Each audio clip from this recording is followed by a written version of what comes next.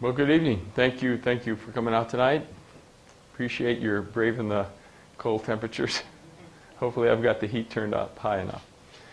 Tonight we're going to talk about permanent weight loss. And that's different from weight loss. And we'll discuss the difference in a little bit. But that's our subject for tonight. And I've kind of got it lined out how we're going to hit that right here on the chalkboard here. First thing is we're going to talk about why is it important that you maintain a healthy weight? Secondly, is there a difference between men and women regarding what is a healthy weight? Thirdly, how do you keep the weight off? That's really the problem. The title of the topic is permanent weight loss, the secret to permanent weight loss. Anybody can lose weight. That's easy. But keeping it off, that's the ticket. So here's where we really start to get into something unique. And then, what is metabolism? What is the basic problem with keeping your weight off? And what is the cure? And so that's the topics we're going to get into tonight. What I can tell you is that this information that I'm going to share with you guys has been information I have garnered over the last 7 or 8 years. And the way I learned this was not by reading a book or not by reading a magazine or anything like that. It was by literally measuring the metabolism that we're going to talk about. And I have a way of measuring it now. I developed a way about 7 years ago of measuring your metabolism. And as I've worked with people over that time and measured their metabolic parameters, I've learned all the stuff I'm going to tell you about tonight. Okay, so let's start off with what seems to be maybe an obvious answer to this question: why a healthy weight? I mean, the obvious answer is that everybody knows that all the statistics show if you're overweight, your incidence of every disease across the board increases. There isn't one that doesn't increase on. And also that the longevity, or how long you're going to live, decreases the more weight you have on. So we all know that it's important to have a healthy weight for that reason. But let's dig a little bit further into it and and see what's below that. What's causing all that? Well, first of all, when you have excess weight, you have excess fat cells. Excess fat cells make what we call inflammatory products. So they actually make things. All cells are doing something. Fat cells are not any different from all other cells. They do things. One of the things they do is they make inflammatory molecules. Now you can measure this with the C-reactive protein test. But these inflammatory molecules can do things like cause diabetes, can cause heart disease, can stimulate some of the processes involved with cancer, and so a lot of the diseases that are associated with excessive weight are associated with the way that the fat cells make these inflammatory products and in the effects of inflammation.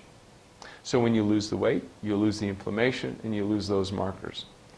But perhaps the most important aspect of why it's important to lose weight has to do with why you gain the weight in the first place. Because there aren't that many people that gain weight by just going out and deciding they're going to gorge themselves.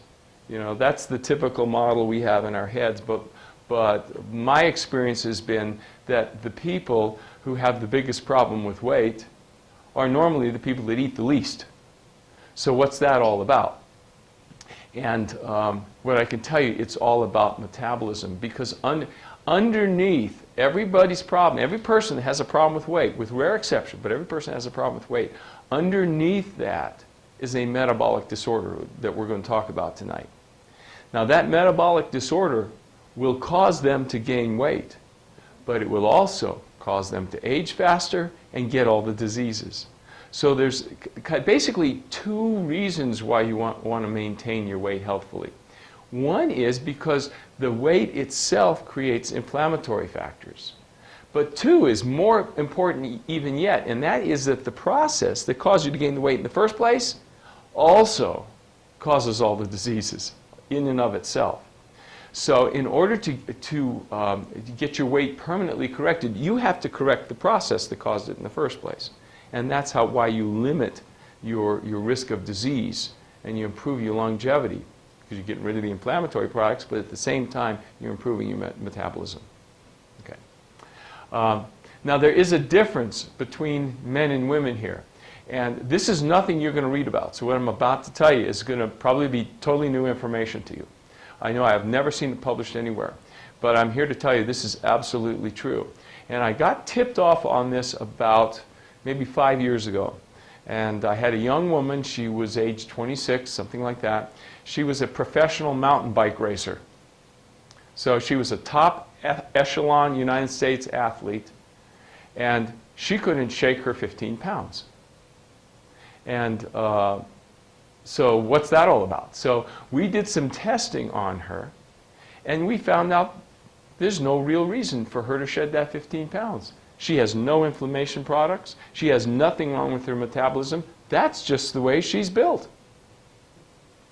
And what I've seen this over and over and over again, and the reason kind of comes down like this.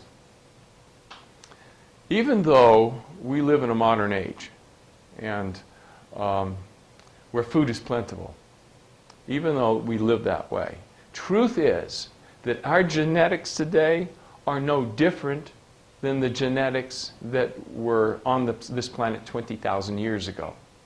And they know that because they can dig up skeletons, check the genetics of the bones, match them to ours, and there's not much difference. So basically, you can stop thinking for a while. You may be a modern day woman, but you're living in a caveman body or cavewoman body. Now, back in the old days, 20,000 some odd years ago,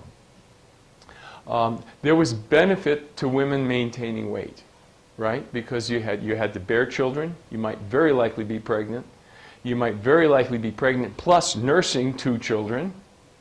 And so if there wasn't any food plentiful, you're in a world of hurt. You need that food. So God evolved us a way for women to maintain a lot of body fat without it being a negative health consequence. So what we know is that that's true, and this is basically the reason. Because there's survival value, at least in the 20,000-year-old model, there's survival value to a woman being able to be very healthy and yet walk around with an extra 30, 40 pounds of fat on her. Now, that's not true for men. Because what do the men have to do? While the women are bearing the babies, taking care of the babies, doing all this kind of thing, what the men have to be doing is running around with spears, trapping, killing something so that everybody can eat. So there is no survival value for a man to be fat. A man must be lightweight, fleet, heavily muscled, and able to go about that kind of duty. So here's how all this boils down. Here's where I'm coming to. About 20 to 30% of women that are over the weight limit, they have 20, maybe 30 pounds of excess fat on their body. About 20 to 30% of those women, there's nothing wrong with them. That's perfectly healthy for them. If you were able to isolate out those 20 or 30% of women and follow them, you would find they have no increase of disease, no increase of cancer, no increase of diabetes, none of the things that we associate with obesity. And the studies kind of bear this out too. So when you look at longevity studies with women versus men in obesity, you find this is quite clear. The women don't necessarily get the same disease rates for the same amount of weight as the men do. So what I'm here to tell you is for every 10 women that are out there that are battling a weight, probably 3 of them don't need to be, except for cosmetic reasons. And the reason I bring that up is because for those 3 women, it's very tough. It's very tough. It's very Slow going. Why? Because there's nothing wrong with them. There's nothing to fix. That's the way they're wired. So it's almost sort of like you got a big nose, you were born with a big nose, you want to do something about it. Well, I'm sorry. That's just the way you're wired. It's the way you're built. Have a surgery. So for those ladies, it's almost, if that's the way, if you don't like that, go have liposuction or something. It does come down to that. Now, they can lose weight, and we'll talk about how they can lose weight. But these are the cases. If you are a woman like that, or you know somebody that's like that, that works really hard to lose weight, and it's difficult compared to the woman over here that can lose it rather rapidly. Of course, you put her right back on again. Then you may be one of those ladies that's really quite healthy, and that's just the way God made you. It's a little hard to get around it. Now, we want to compare that against men, because if there's 20 to 30% of women that can walk around with excess body fat and be completely 100% healthy, there's 0% of men. So guys, you don't get off too easy. If you have extra fat on your body, I guarantee you that's got a negative health consequence. That also will help you to explain one of the reasons why it's so much easier for men to lose weight. As a whole, it's so much easier for men to lose weight, and there are other reasons, but certainly one of the reasons is when we put on weight, it's a marker of a very unhealthy metabolism. All you got to do is correct the metabolism, bang, weight falls off just like that. You have one of these ladies, and they want to drop that 20 or 30 pounds, but they already got great metabolisms. So how are you going to make that happen? You can't fix their metabolism, nothing to fix. There's nothing broken, and so it's harder for them. So that is basically the big difference between men and women. Okay, so keeping the weight off. Basically, as you keep the weight off, so you lose the weight. And here's what I tell my patients. I don't really care how you lose weight. Now, I do give my patients guidelines. I do find that, statistically speaking, the easiest way to lose weight, and you're going to see why in a second, is one of the low-carb programs. But I don't really care if you go on a grapefruit diet, if you just go on a Weight Watchers diet, a Dean Ornish program, or what. It doesn't make any difference. Just as long as you lose the weight, that's not an interest to me. The interest to me, and the key to permanent weight, is the next part of the game. And that's what do you do after you lose the weight? Because you only have two choices. One is you can keep on that program forever. Okay? So you go on the Shallenberger diet, and you stay on the Shallenberger diet, and you're losing the weight, and you get down to your desired weight. Well, how are you going to stay at your desired weight? One way would be stay on the Shallenberger diet forever. Now, I don't know too many people that are going to want to do that, though. Normally, they think of a diet as something I'm going to do because it's tough. You got to like starve yourself a little bit, and you got to cut back and stuff. They don't think of it as I'm going to live this way forever. They think I'm going to get this way and get to my weight, and then I'm going to go back to my usual way, and everything's going to be good. It doesn't usually work out that way, but that's so one of your choices is just stay on the diet forever. The other choice you have is correct your metabolism. Correct your metabolism that got you in this hole in the first place. That's where the money is. That's where success is, when you correct the metabolism. Because as what I'm going to show you is, you come into this game, the reason you're having the problem with the weight in the first place is because there's some errors in your metabolism. And what I'm going to show you is, as you lose the weight, guess what happens to those errors?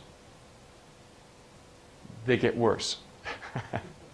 So if you started off with that much of a deficit, metabolically, when you've lost the weight, you now have more deficit.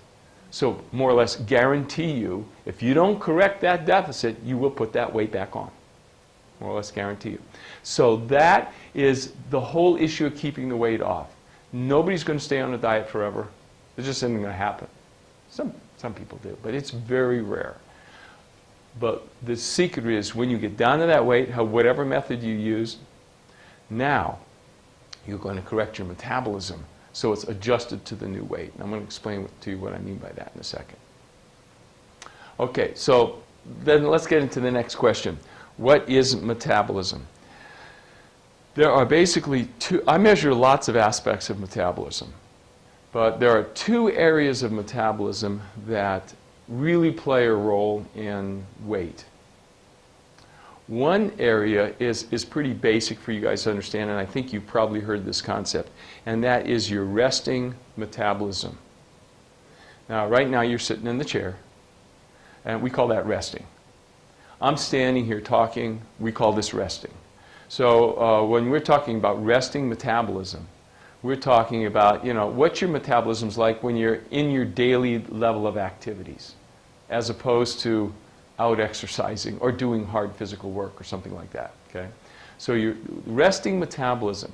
Now you stop and think about it. Well, isn't that the most important part of your metabolism with respect to weight? Because out of a 24-hour day, how much of that time are you in your resting metabolism? Well, you're going to sleep something like 8 hours a day. So 1/3 of the entire day, not only are you in a resting metabolism, but you're in a deep resting metabolism. Then the other 16 hours, you may, if you're good and you do what I would want you to do, you may actually exercise for 30 minutes, okay? But you're not going to exercise for 8 hours.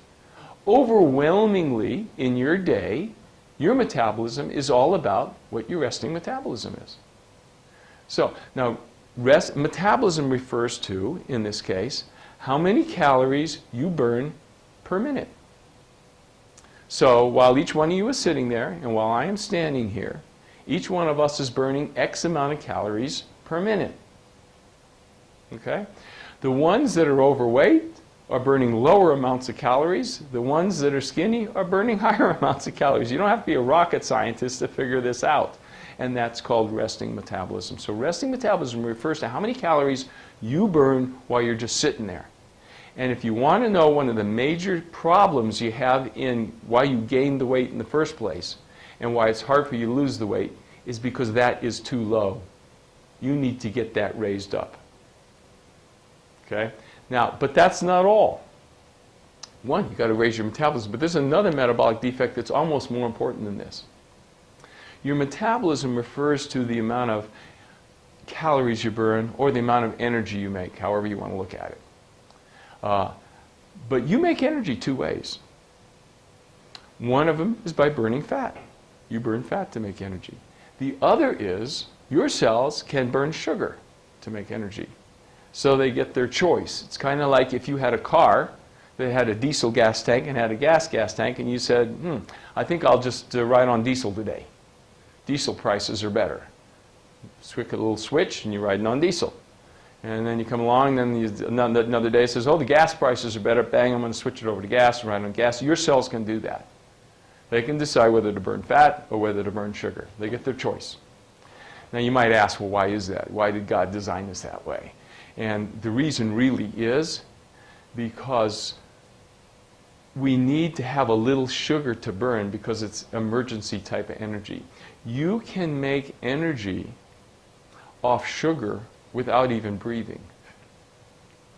You can't do that with fat.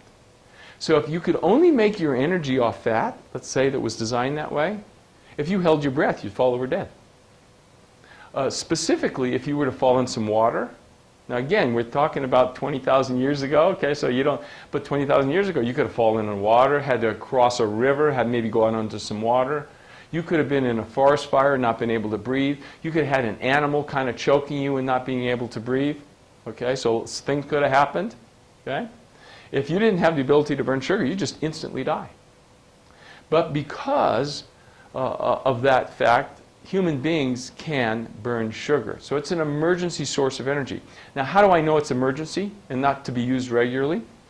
Because if it weren't an emergency, God would have made sure that you can store a lot of sugar. He would have made you have a big sugar storage capability. So you could just burn sugar day and night. But the truth is, your body can't store hardly any sugar at all. Let me give you an example. If everybody here in this room were to no longer be able to burn sugar at all and had to totally live off the fat stores, and we weren't eating anything, we're on a starvation program, 3 weeks later, we're all alive. So 3 weeks later, easily, you can starve for easily 3 weeks, live off your fat stores, even skinny guy like me. However, if we, for some reason we couldn't burn fat and we're forced to live off our sugar stores, we would be dead in 3 hours. That gives you an idea how much sugar you can store. Very little bit. And the reason that is because you only need a little bit for an emergency. So keeping that whole scenario in mind, here's what happens. Number one, your basal resting metabolism is low, so you're not burning very many calories during your day. That's going to make you gain weight. It's going to be, if you're not burning many calories, it's going to be a whole lot easier to eat more calories than you burn. And how do those calories get stored? They get stored as fat, of course. Secondly, what happens to your metabolism is it doesn't burn fat very well. You start living off sugar. So it's a double whammy. It's like 2 punches in a row. Number one, your metabolism's down, you're not burning calories, and what makes it even worse is of the calories you burn, though they are not many, they're mostly sugar calories, and you're not burning fat at all. So let me put this into a scenario for you. You got your plate, and you're looking at your plate, and on that plate is some fat and some protein and some carbohydrate. Now, carbohydrate all breaks down into sugar, right? Okay. So, and then the protein just gets stored as protein. That doesn't get involved in energy mechanics, really. And then the fat that's on the plate, that's going to get stored as fat. Okay. So you eat that, and what happens is all that food gets absorbed and goes straight to your liver, and your liver's got all this carbohydrate, and your liver says to itself, what am I going to do with all this carbohydrate you just ate? Well, I've got a couple of choices here. One, I can take it and store it, but whoops, I can't store much carbohydrate, can I? So my carbohydrate stores are all full, so okay, I can't really get rid of it that way. Or two, I could convert it to fat, because the liver can convert the carbohydrates you eat to fat, but the liver says, you know, that takes a long time. So I'd rather not do that. I got to deal with this stuff. She just gave it to me. I got to deal with this stuff. I can't store it as sugar because there's no room on the shelf anymore. I can't convert it to fat all that well because I got to do something now, and that takes a long time. So what I'm going to do is I'm just going to release all this sugar into the bloodstream. So what happens is the bloodstream sugar goes up. As the bloodstream sugar goes up, all the cells on the other end, due to the effect of hormones like insulin, they basically say, well, geez, what are we going to do? Are we going to burn fat or are we going to burn sugar?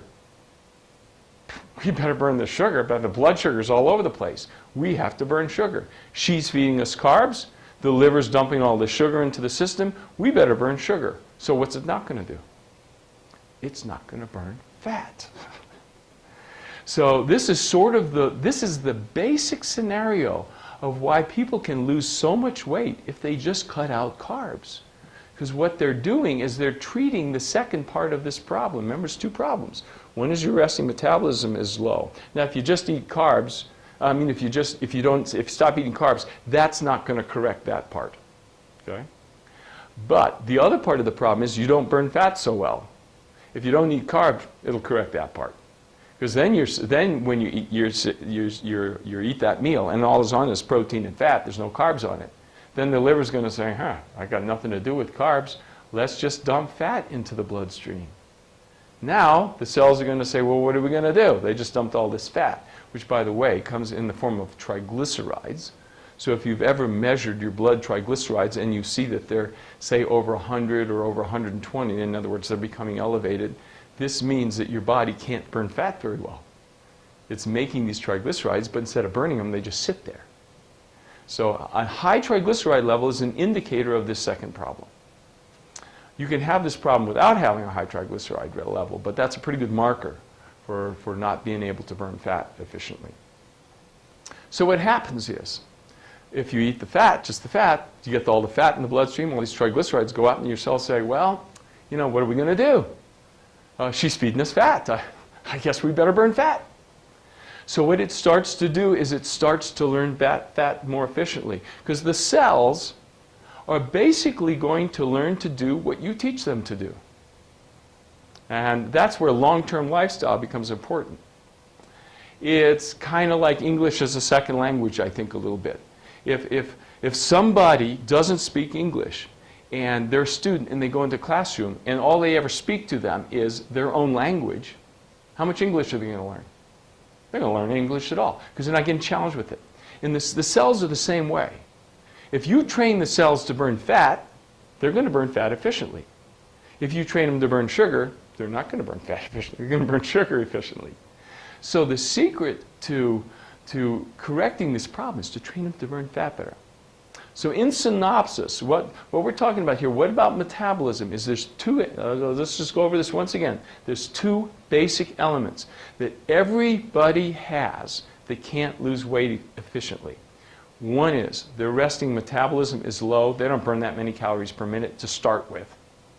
And two is, of the calories they burn mostly sugar calories and not very many fat calories.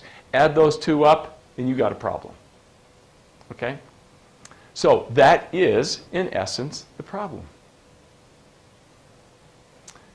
What the problem isn't is I don't exercise enough. That's not the problem. I know people who are overweight that exercise 10 times harder than I do, and they can't lose weight. That is not the problem. That's a cop-out. Somebody might say, well, you eat too much. I know there are people that are overweight that eat too much, and the reason they do that is because they gave up long ago. They said, the heck with it. This is impossible for me to do. But they didn't start off that way. People that are overweight never, woke up one morning and said, you know what, Frank, you're skinny. I think you ought to get obese. Let's just go out and party. That just didn't happen. What happened was changes to their metabolism. They got overweight, and after, X frustrating years of trying to deal with it, they threw the towel in. So that lack of exercise is not the problem. Overeating is not the problem. What's the problem? It's what I just told you. Those two metabolic things. So what's the cure going to be? It's going to be to correct those two metabolic things. So let's look at this a little bit more and see how you can do this. First of all, and this is the key element, you're overweight, you want to lose weight. By definition now, you have learned that because you're overweight, you have two problems, even if you don't measure them. If you were to come down to the clinic, I'll measure them, and I'll tell you how bad your problem is. I'll give you a number. If 100's perfect for your metabolism, I'll say you've got 63. That's bad. Or I'll say you have 80. So you'll have an idea just exactly how bad your metabolism is. And when I look at that number, I can tell you what you're up against. If I have a lady that's having trouble with her weight and her metabolism's 100, we got problems. Because there's nothing for me to fix. Okay? So, but automatically you know you have these two problems. You just don't know the depth of them. So you know you have a low resting metabolism. You know you don't burn fat efficiently. But by measuring, I can tell you exactly how bad it is. Now here's what's going to happen. Then you go out and you get on a diet and you lose some weight. As you're losing the weight, 10 pounds, 15 pounds, two things are happening. One, that resting metabolism that was low to start with, it's getting lower.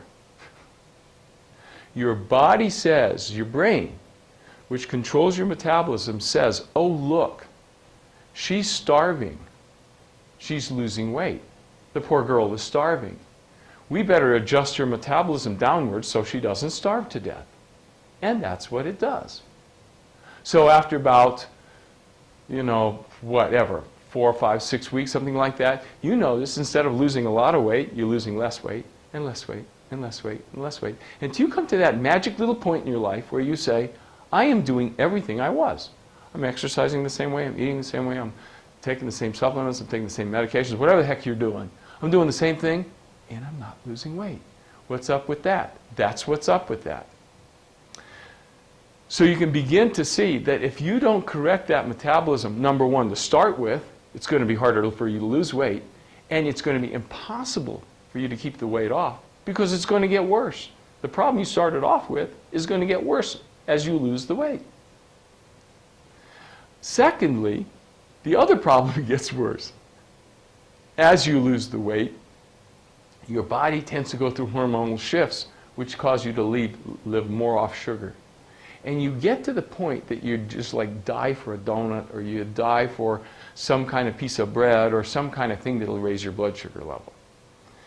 This is especially true in women, and it has to do, and this is a topic I'm not going to go into at length, but it has to do with something called a neurotransmitter, which is a brain chemical. Men have a primary brain chemical called dopamine. Women have a primary brain chemical called serotonin. Okay? Serotonin is very influenced by carbohydrate, particularly sugars. Now, just as an aside, I will tell you that dopamine is very influenced by alcohol and coffee. So what we see often is the ladies over here, you know, taking up on the carbohydrates and really getting in the sweets. And the guys over here drinking the beer and drinking the coffee. And, you know, neither one can figure out, why do you want to do that? This is so much better.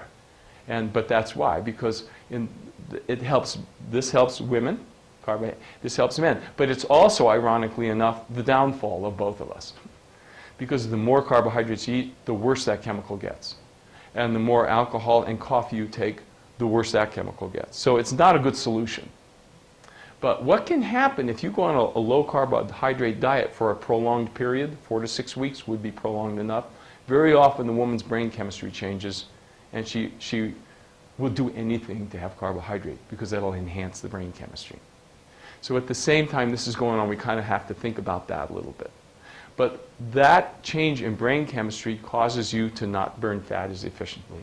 So the two problems you started off with that made you gain the weight in the first darn place are now worse. That's what you've accomplished. Okay? Now here's the cure. Here's the solution. Here's what we do. When you walk in, we check your metabolism. When we see how bad your resting metabolic rate is, we give you things to raise it. Now, what do we give you to raise it?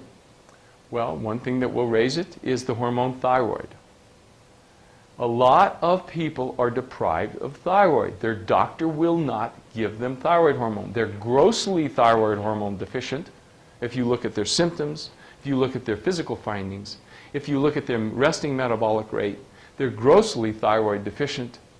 But because the blood tests are so inaccurate at picking this up, they will be missed on blood tests. Blood tests will come back normal. And the doctor says, oh, I'm sorry, you know, your blood tests are normal. You don't need thyroid, which is an absolute error. These blood tests have been shown in published studies to not be that accurate at all for diagnosing low thyroid states. They're pretty good for diagnosing high thyroid states, but very poor, and they will miss 80 to 90% of hypothyroid cases. So a lot of what we do is just give the hormone thyroid. Thyroid is the primary hormone that turns on your metabolism. Okay?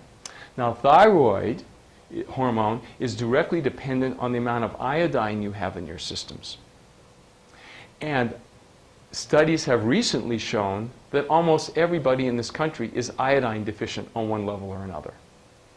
So virtually 100% of the people hearing me talk right now are iodine deficient unless they're taking iodine supplements or doing something special about it. That makes the thyroid metabolism even worse. Next thing up is the hormone cortisol. Now you've heard a lot on the radio about how cortisol will make you fat and all this. That is complete rubbish. Go in the scientific text and you will find out that cortisol is a hormone that stimulates fat metabolism. What happens as people get under stress is very often their cortisol will be altered. Now it's a funny thing. We don't really know why this is. But some of us, when we get under stress, our cortisol level will get very high. Others of us, when we're under stress, our cortisol level will get exhausted and will fall. So some of us, when we're under stress, will gain weight. Some of us, when we're under stress, will lose weight. I know you guys have seen this. And this is all about the hormone cortisol. So when we see that low resting metabolic rate and we want to do something to correct it, we're thinking, well, she's probably thyroid deficient. And let's give her some thyroid. She's probably cortisol deficient. If she has signs and symptoms of that, let's give her some cortisol. Thyroid doesn't work very well unless you give a hormone called DHEA, which is another adrenal hormone made by the same gland that makes the cortisol. So if you're going to give thyroid, you better give a little DHEA to balance it off. So now there's three primary things that I've talked to you about so far that are all hormones that will correct your resting metabolism and get it back to where it should have been in the first place. Then we look at iodine. And then I want to tell you, there's just a ton of other trace minerals, trace vitamins that people are often lacking in their diet that they need in order to be able to keep their metabolism. It made the headlines, and the FDA withdrew ephedra from the market. The truth is that just in about half a year ago, they republished a study which said, no, he didn't die of ephedra at all. Of course, that never made the headlines. FDA has now put ephedra back on the market. And I can tell you, of all the herbs I've used in the last 30 some odd years of working with this, that is number one. That will do the job. Why is ephedra so effective? Because ephedra does both of them. It raises your metabolic rate and it forces you into fat metabolism. So it fixes everything. So it's a fantastic herb to help move up that resting metabolic rate. Now there are other things that you can do to raise your metabolic rate. One of them is sleep. That will raise your metabolic rate. A lot of the times that people get into a double bind is they gain so much weight that they develop a condition called apnea. This can be very common. They start snoring and their brain gets deprived of oxygen while they're sleeping. When your brain gets deprived of oxygen while you're sleeping, you can't get into the deeper levels of sleep. When you can't get into the deeper levels of sleep, your metabolism falls. When your metabolism falls, you gain weight. When you gain weight, the sleep condition gets worse, and it's a vicious cycle. So many people, it's as simple as, let's get them to sleep correctly. Now, you can fit dental appliances in the mouth, and there's other ways that you can help people to kind of break that cycle and get out of that cycle. Some of us just selectively don't get sleep. I mean, I have patients that say, you know, I like staying up late. And I have to get up at 5 in the morning, but I'll stay up till midnight. So I only get 5 hours of sleep. That's not enough. And your metabolism will suffer. So get sleep. Another thing that you can do is exercise. If you exercise 30 minutes a day, it'll raise your metabolism for about 20 hours or so. So basically, if you exercise 30 minutes a day, during that day, your metabolism will be upregulated a little bit. So exercise can be very helpful. Another thing that can be very helpful, and you were asking me about this a little earlier, and that's coffee. Coffee raises your metabolic rate. It's a stimulant, right?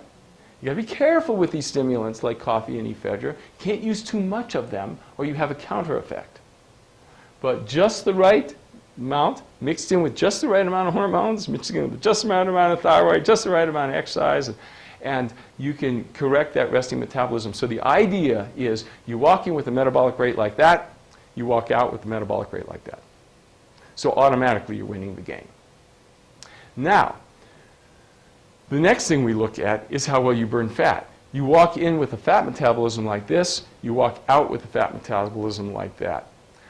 What's the fat metabolism all about? Well, it, to a large extent, is about many of the things I just mentioned to you. Because many of the things that I just said correct your metabolic rate also tend to shift you over into a fat burning mode. Cortisol does, thyroid does, and the herbs I talked about, ephedra and caffeine, will do that. Exercise, if it's properly done, will. Now let me talk to you a little bit about this. If you exercise really hard, you will not burn fat.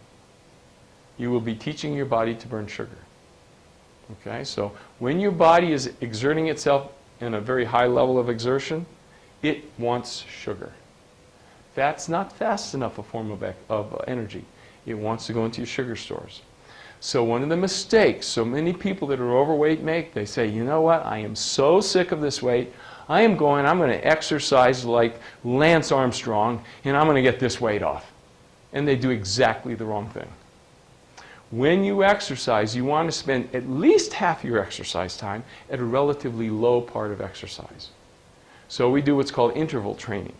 So we keep you doing with the metabolic study, I can tell you exactly at one point of exertion you're burning maximum fat. We call that your recovery zone. That's usually a fairly mild form of exercise, like a very slight jog or maybe a brisk walk. It's not very hard.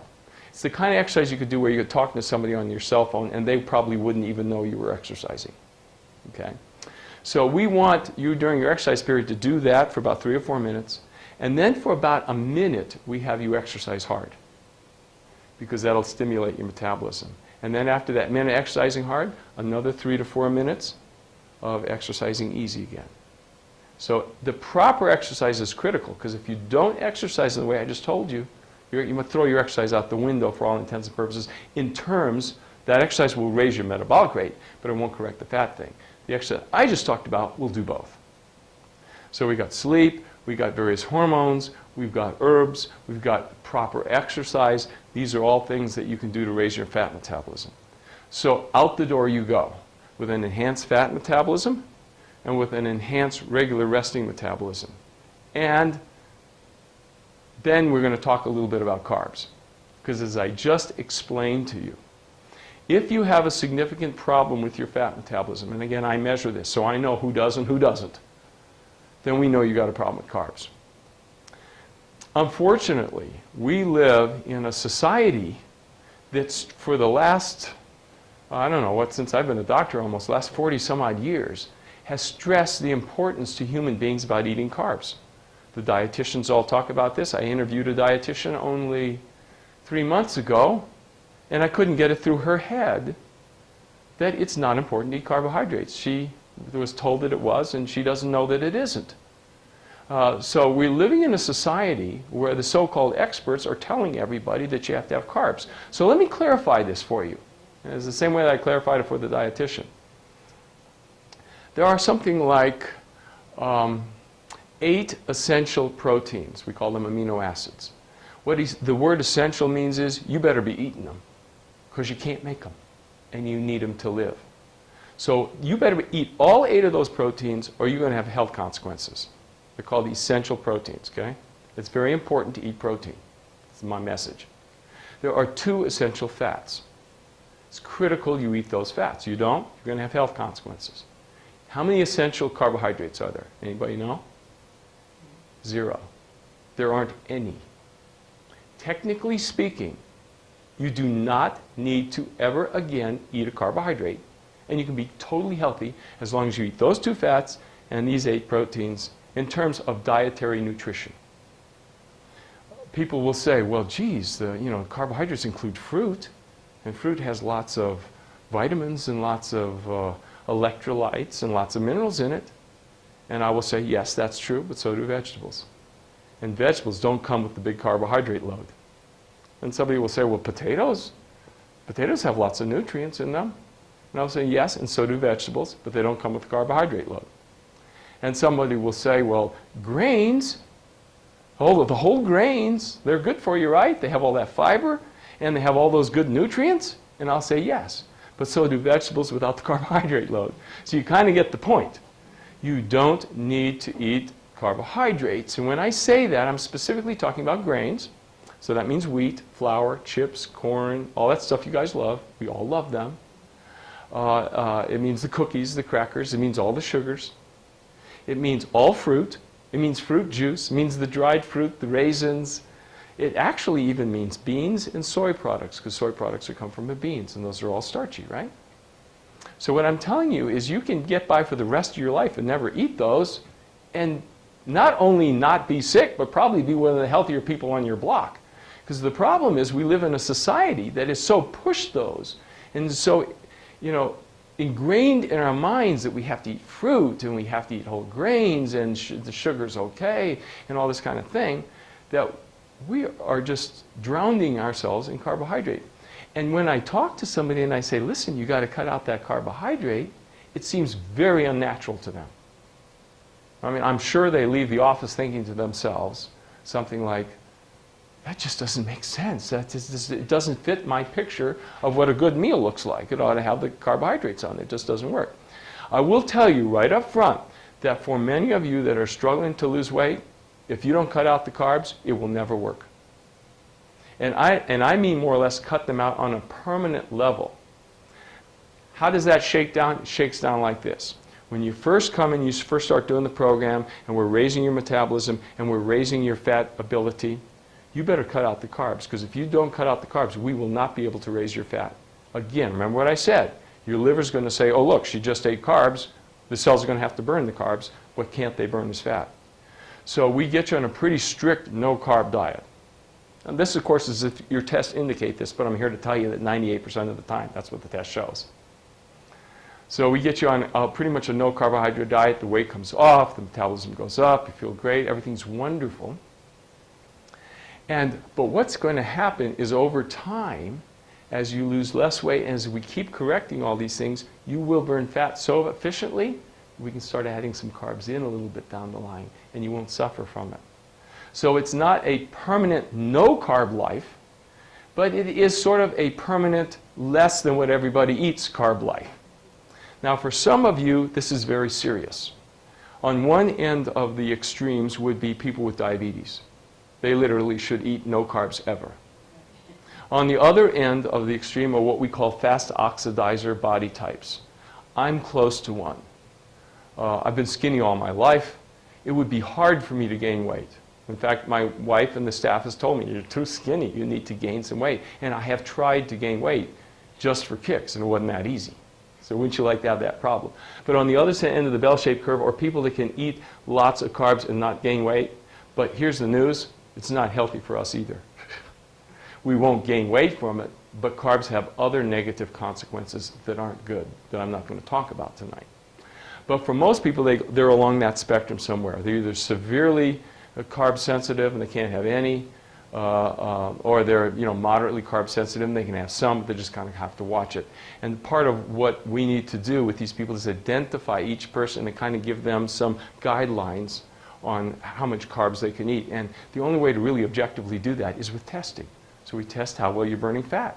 If you're burning fat, somebody comes to the office and they burn fat great, then I say, well, whatever amount of carbs you're eating must be fine.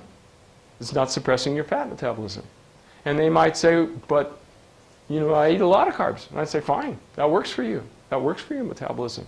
So the next poor soul that walks in, I say, you're not burning fat very well. You got to cut back on your carbs. And she'll tell me, I don't eat any.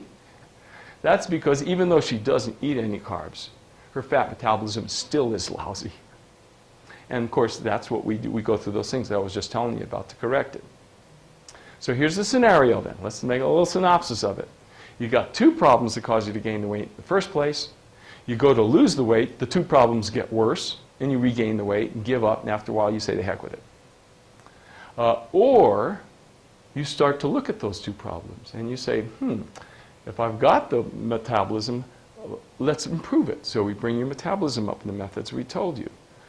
If I've got a difficulty with fat metabolism, we're going to bring it up with the methods I told you. And then what's going to happen is, not so magically, you're going to lose a lot of weight.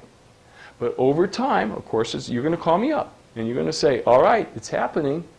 The weight loss has slowed down. For the last 3 weeks, I've been adhering to the same program I've been doing all along. I lost 15 pounds right off the bat, and now I'm not losing anything. I'm saying, do you gain? And they say, no, I don't gain. I say, well, yeah, you've reached that plateau. You're not going to gain. And you're not going to lose either, because what's happened is everything's falling back down again. Come in, let's test you. They come in, we test them. Sure enough, we see that the metabolic rate and the fat burning rate has slowed down. We jack it up again. Off they go for the next interval of time to lose the next amount of weight until it happens again. And because what's going to happen again? They're going to lose another 15, 20 pounds. It's going to come back down again. They come back in, jack it up again. And we keep, this is the scenario. This is the cure to permanent weight loss. Constantly looking at your resting metabolism, constantly looking at your fat-burning metabolism, and constantly adjusting it as you lose weight until finally there's this happy little day where you come in and you say, I am now at my desired weight. It took me 8 months, it took me 6 months, it took me 3 months, whatever the amount that was that you had to. I am finally at my desired weight, and we adjust your metabolism for the last time. And then you stay there. You remember, you had two choices: to stay on your diet forever, which you're not going to do, or to adjust your metabolism, which is kind of a happy thing, and it's pretty easy to do. Now, sort of the magical little thing in this whole deal is the following. As you're going through this process, not only is your metabolism changing, in the ways I've described. But you are changing. Your whole attitude about how you eat, your whole attitude about exercise, your whole attitude kind of about yourself a little bit, because most people that I see, not all, but most people I see have struggled with this. And when I say struggle, I mean they failed. I mean, let me go, it's like if you went to high school for 40 years and you still haven't graduated. And that affects them. That really affects them. They have a negative attitude, not only about weight, but that negative attitude can extend to other things about them. So what happens is they change. And as they change, the beautiful little magical thing that happens is the whole metabolism starts to change on its own. Their body, another thing, and I haven't mentioned this to you, but part of your metabolism has to do with your body composition. The more fat you have, the lower your metabolism. The lower your metabolism, the more fat you put on. The more fat you put on, the lower your metabolism, until it all equals out at some point. But it works the other way too. The more fat you lose, the more lean body mass you have, the higher your metabolism. The more fat you lose, the more lean body mass you put on, the higher your metabolism. And so what happens over time is that magical little thing, you change in terms of your attitude towards life and what you eat and what your lifestyle is. And what seems like at first, maybe that was hard for you to get your sorry little rear end out of bed to go exercise it for 30 minutes a day. Maybe that was rough for you. But what you see is after a while, no, you kind of look forward to that. That's not a rough thing anymore. It's kind of a good deal. Why? Because you're successful now. It's different than when you weren't successful. And then as the lean body mass comes up, your whole metabolism starts to correct. So this stuff actually does correct. And we get to lighten up on you a little bit down the line. But always, you got to always remember that to a certain extent, what you're dealing with is the way God made you. And the key to permanent weight loss, the key is ultimately to be able to adapt your lifestyle to those genetics you were born with. Once you get that little adaptation just right, and that's how I help you by looking at your metabolism. You got to get that all in measure. Once you get that right, the rest is pretty easy. Okay, so do you have any questions about it? Sounds easy. In theory, it is easy, and the way it works out, it is very easy. But I mean, it's sort of, I liken it a lot to going to law school or going to medical school or something. When I graduated from medical school, I said, this is it for me. I am never for the rest of my life going to one more class. Because it was like 16 years of straight classes, and I was fed up with it. Had I known what it was going to be like getting into it, I might not have gone. My daughter just recently graduated from college and said, I want to go to law school. And now that she's in law school for a year and a half, she says, boy, they really work you here. So, but the point is that if you knew what you were getting into, it would influence you, maybe you wouldn't get into it. So it sounds easy. The fact is, it is easy. Once you get into it and do it, it is easy. It's easy because it works. And what's hard is something that doesn't work. I don't mind going out and working really hard and digging a ditch or something if it accomplishes something. But I really do mind if I'm going to go out and dig a ditch or do some kind of hard work and, when it's all said and done, nothing was accomplished. That to me is hard. Making something work to me is pretty easy. And being successful is easy. Part of what you have to do when you're doing this is realize you can't do this on your own. There are those stories out there you hear, but I'm telling you, if you talk to your friends and they say, oh yeah, I went on such and such a diet and I lost 30 pounds, and you could talk to them in a year. It's all gained back and plus maybe some more. So this kind of thing you need help with. There are a lot of things that are prescription oriented. You can't get them just over the health food store. But it is kind of easy. It's not that bad. You just got to be kind of disciplined and be willing. You got to want it. Where it gets hard is with the ladies that are healthy. So, if a woman comes in to see me and I tell her, I said, you're going to have a problem here. You're a lady that has 30 extra fat pounds on her and you're healthier than heck. There's nothing wrong with you. Your fat metabolism is right on the money. Your resting metabolism is right on the money. with you it's a cosmetic issue, it is not a health issue, now that gets to be tough. Those are the only cases I run into that are tough.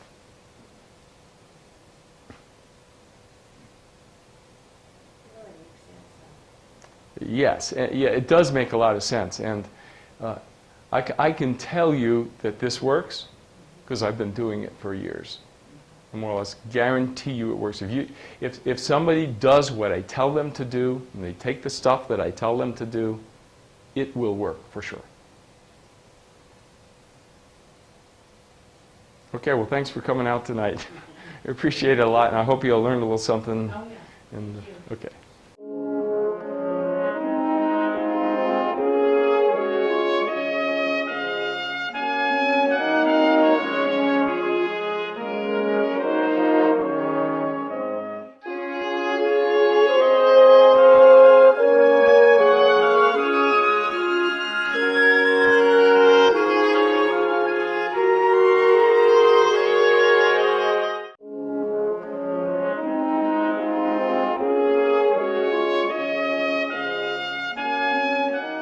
Civil War reenactors. We're based primarily out of Reno, but we have people here from all over Northern California and Central California joining us today.